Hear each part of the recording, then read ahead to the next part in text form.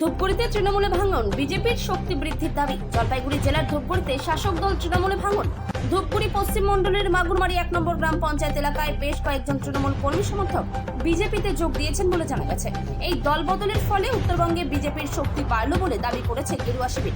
বিজেপির ধূপগুড়ি মণ্ডলের সভাপতি পলাশ বসাক এই যোগদানের ঘটনা নিশ্চিত করছেন। তিনি জানান, প্রায় 50 জনেরও বেশি তৃণমূল কর্মী সমর্থক তাদের দলে যোগ দিয়েছেন। দলের পক্ষ থেকে পলাশ বসাক তাদের হাতে বিজেপির দলীয় ঝান্ডা তুলে দেন। এতদিন হাতে টিএমসিতে ছিলাম।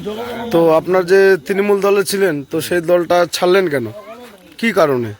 তৃণমূলের এখানকার নেতা যতগুলো আছে, তৃণমূলের কার্যকলাপ আমাদের ভালো লাগে না, পছন্দ লাগে না। আমার বাবা ঠাকুরদা করে আসছে তৃণমূল, এতদিনে দেখছি কোনোটাই খারাপ, মানে সবটাই খারাপ করছে ওরা, কোনোটাই ভালো হচ্ছে না।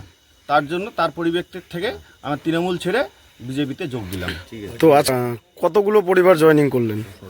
16টা 16টি পরিবার জয়েনিং করলেন। তখন মানে কতটি ভোট হবে? 50টার মতো। 50টা। বললাম যে দাদা আপনার নামটা? রঘুনাথ অধিকারী।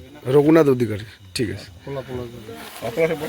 বললাম যে দাদু, আপনি এতদিন কোন দলে ছিলেন? আচ্ছা, আমার আত্মীয় স্বজন কতগুলা টিএমসি করি। আচ্ছা, তারপরে যখন ওরা পার্টি গেল, আমিও পার্টি দিলাম। আচ্ছা। বিজেপির যোগ দিলাম। তো তৃণমূল দল ছেড়ে আপনি আজকে বিজেপিতে যোগদান করলেন, হ্যাঁ, ঠিক আছে।